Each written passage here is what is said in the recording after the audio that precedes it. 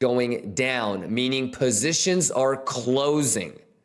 So what would make price go up, but positions are closing? This is a short squeeze. Okay? And chat, what does that mean? Since it is going up because people are being forced to buy, it is not bullish. Okay? Shorts squeezing is not bullish. Okay?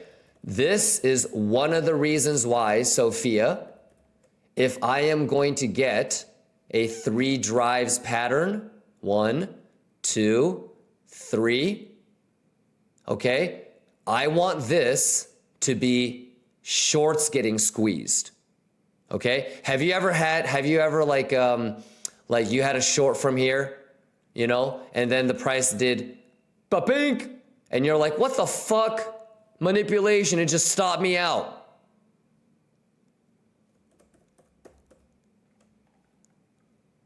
That's what that is. Let me do it on a cleaner chart. Okay, all right. So that was position going, price going up, open interest going down. Okay, this is not bullish. Okay, and a lot of times I will look for this setup when I want a short. Alrighty, open interest or price going up, open interest going up. What does that mean, Sophia? Price going up, open interest going up. That means that people are opening longs. Okay, that is bullish. Okay, so for example, and I'm not saying that this is what happened, but if longs opened here, that would be bullish and you would not want to short this. Okay, because let me rephrase that. Open interest is not giving you edge for a short. Okay, if you want to short here, this move needs to be a short squeeze. If people opened longs here, that's bullish. Okay, so price goes up, open interest goes up, bullish. Price goes up, open interest goes down. That's a short squeeze, not bullish. Okay, all right, let's talk about the price going down. Price going down, open interest going down. Sophia, what does that mean? Open interest going down means positions closed. What would make price go down while positions are getting closed? It's a long squeeze. So it's not bearish. It's not bullish. It's just not bearish. Okay? Price going down, open interest going up. What does that mean? Open interest going up means positions are opening. What would make price go down as positions open? Shorts are opening. That is bearish. That's it. So what might help you is to think about it with the open interest first. Open interest going up means people are opening positions. Open interest going down, it means that people are closing positions. But hey, Kimba, what happens if motherfuckers are opening longs and shorts? That's why it's called open interest delta.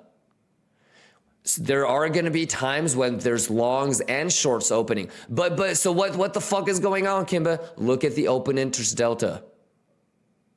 Whichever one is actually more of is the one that wins. So when I say open interest going up or down, I'm talking about open interest delta. I'm talking about open interest delta. This is what you read. So price going up, if open interest delta is going up, then it's bullish. Okay? When you can actually see the net longs and net shorts is it helps you see where and how much they're trapped at. Okay. But if you want to just interpret open interest, it's open interest delta is what you're going to read. Okay. And by the way, that is one small piece of the puzzle. Do not be talking about, oh, the open interest did this, so I'm going to long, or, oh, the open interest did this, so I'm going to short. That's one edge. Okay. You might as well tell me that, hey, there's a 1 hour bull div, I'm going to long it. What?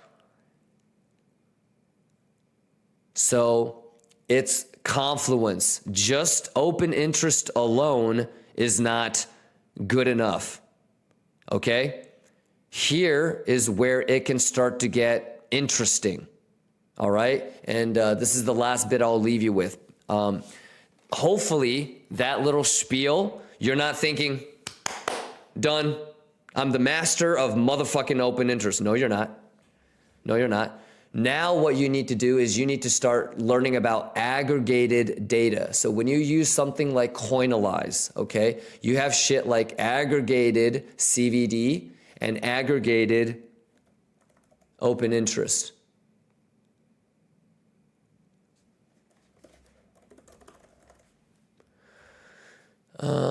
Coin margin and stable coin margin. All right, so this is just the Bybit BTC USD pair, okay? The reason why I look at the Bybit BTC USD pair is because the CVD divergences on that are the most reliable. How do I know that? It's because I'm looking at shit like this, the aggregated CVD for stablecoin and coin margin, aggregated open, and I'm going through the settings and I'm trying to see which one's not like the other. Aggregated means that it's combining all of the exchanges, okay?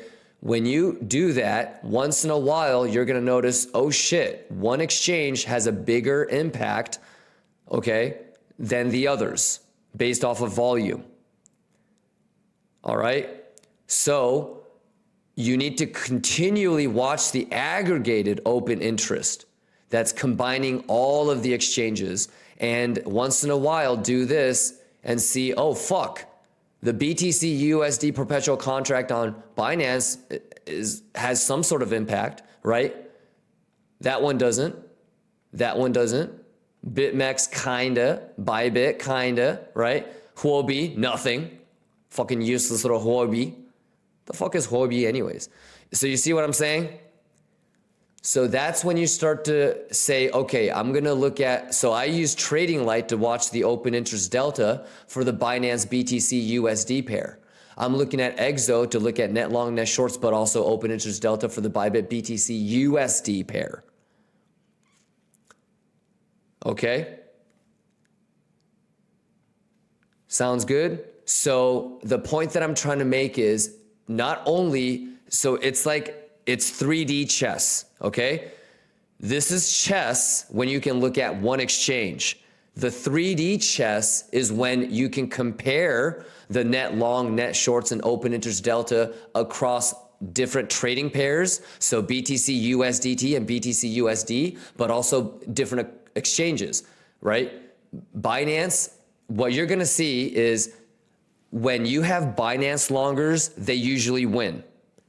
Okay, what you're gonna notice is this is the price action, okay? Binance open interest goes up here, okay? It's flat, okay? And then when the price starts to do this, they get stopped out. So the longs that opened here, they usually get stopped out in profit, okay? Binance, okay? Guess what happens on Bybit? Same fucking price action, okay? You have dickheads that are flat, flat, flat, flat, flat, but then right here, they do this, okay? And then the price comes here, they don't close, and then it makes a lower low, and then they get stopped out at a loss.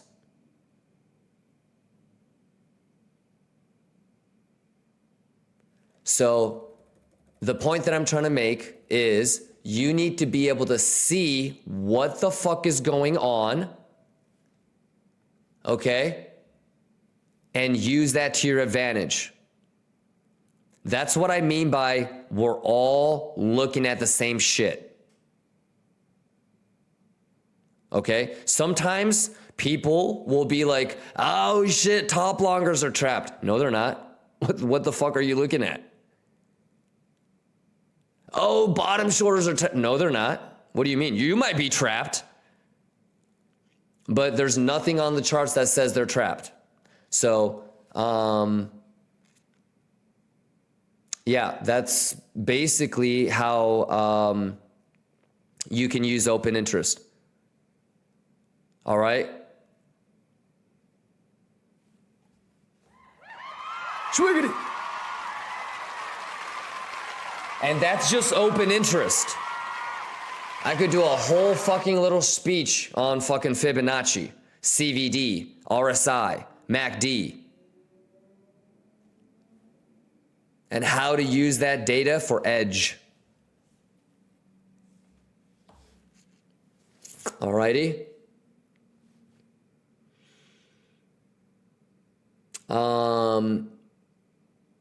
Yeah, there you go. Super interesting. I am taking notes. So much to learn. Thank you. My pleasure, Sophia. Pretty cool, right? And Sophia, the most important thing is that this is a game of probabilities, not certainties. Like there is no, oh, for 100%, it's going to do this. You use what's in front of you to the best of your ability, okay, to put yourself in a statistically advantageous trade. And sometimes that works, sometimes it doesn't. That's why the risk management aspect is so important. You could know all the TA in the world and be the most brilliant like mathematician, but if you're an emotional wreck, you're fucked. So it's still going to come down to managing risk and being disciplined and being patient and not getting emotionally triggered. Okay. Sophia and the Lion Cubs, do you want me to kind of blow your mind one more time, Sophia? You want me to kind of blow your mind one more time? So how many of you guys have like seen the like the Twitter whale alert? How many of y'all know the Lion Cubs know what I'm talking about? Like you see like the tweets of like, oh shit, 50,000 Bitcoin moved into Kraken. The Mt. Gox coins moved to Kraken. Or 3 billion Tether got printed. You know, or like 500 million USDT moved into this exchange. Y'all have seen that shit, right? Have you guys seen that shit? You guys know what I'm talking about? So did you know that you can use tools like CryptoQuant? And I should bring this back. God damn, that's fucking bright. Jiminy Christmas, dude. Can I not go into dark mode until I log in? Oh, thank God. Sorry about that. Half of you are now blind. Apologies. I think LASIK is cheap these days. Yeah, so you can use things like, God, it's going to make me log in. I can't log in because it's going to log me out on my other computer. Flow. Basically, I'll show you guys this maybe like on Monday. But you can see if it goes into spot or derivative. Okay, so let's say, for example, that you see a tweet come along in your Twitter app, right? And it says 50,000 Bitcoin moved to Binance. Okay, well, did you know that you can figure out if it went to spot or derivative? Okay, so if it went to spot, it's really easy because when it goes to a spot address, when it goes to the spot side of the exchange, you can only do two things. You can buy or you can sell. So if you see a tweet that says 50,000 Bitcoin moved to Binance, and you go to CryptoQuant and you track that inflow and it says it went to spot, then that's bearish because the only thing that you can do with that is sell it. Okay? If you see something that says 500 million USDT went to Binance and you see that it went to spot, that's bullish because the only thing that you can do with USDT or a stable coin is buy. Okay? Make sense? So that part is easy. And this is 100%. Okay? If you see a whole shit ton of Bitcoin or a coin, so whether it's Ethereum or XRP, okay, and it goes into a spot address, it will be bearish. But it can also mean nothing, incorrect. Because show me the last time they deposited that much money, and by the way, they're taking a little bit of a security risk, right? Show me the last time they debated. Show me the last time they deposited hella coins, they didn't sell anything, and then they pulled it right back out. They've deposited 75,000, sold 50, and then pulled out the rest. But whoever is going to do that is taking a little bit of a risk of not losing the coins, but you know, there's a security risk sending it to a centralized exchange. So if you go back and take a look, they always sell a good chunk. There's never been a situation where they deposited to spot and didn't sell and withdrew it all back out. All right. So when the coin or a stable coin goes to spot, that's easy. It's bearish or bullish. All right. That being said, the question becomes, okay, what happens if it goes to derivatives? Because you can, use BTC as margin, as collateral, and open longs or shorts, right? You can use USDT to open longs or shorts.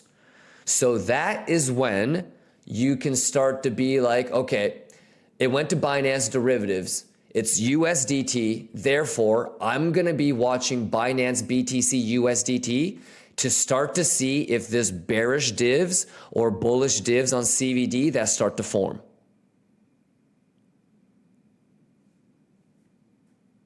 Isn't that cool? So that's when, Sophia, you can be like, okay.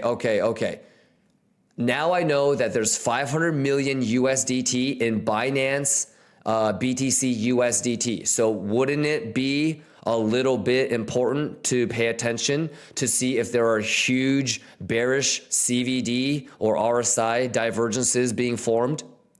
And here's the best part to wrap it all up. Look at the open interest. So imagine, your venture starts with a random tweet that comes in and says 500 million or 50,000 Bitcoin went to Binance. You use something like CryptoQuant, on-chain analytics, the data to see if it went to spot or derivatives. Okay. Now that you know if it went to spot or derivatives, you know what you're looking at. If it was spot, you know if it's bullish or bearish. If it went to derivatives, then you know you can start looking at the CVD and open interest. You also are armed with the knowledge that now there's 500 million or 50,000 Bitcoin as collateral that could be used. So you're going to be paying attention to the open interest. You're going to start to see, oh shit, they're starting to use this shit. They're starting to get into blank. Oh shit, there's massive CVD absorption, hidden bear div, with a regular bear div forming, and they're using that money to get into shorts. Let me end the story with a fun little example, okay? I have seen 50,000, 30,000 BTC go into derivatives, okay? So we don't know if they're gonna long or short, okay?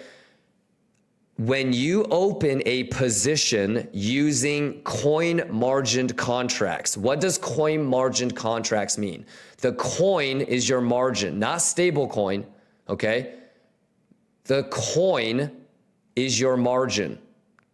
So when you have BTC as your margin, when you TP, whether it's a long or a short, what do you get?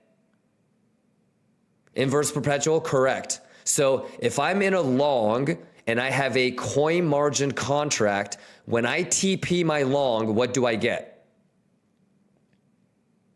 I get BTC, right? I get the coin. So guess what market makers like to do? They will deposit coin, BTC. They will get into longs, okay? They will scam pump it. They will TP, they get Bitcoin as profit, they transfer that Bitcoin to spot, and then they dump it. They steal the BTC from the retail margin derivatives traders, and they dump it back on spot to all the top buyers.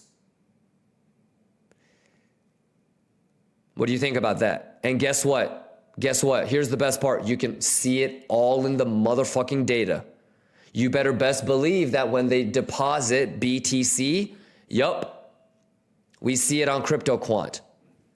Guess what? When they start opening longs, CVD bull divs start to form. You see open interest going up because why? They're opening positions.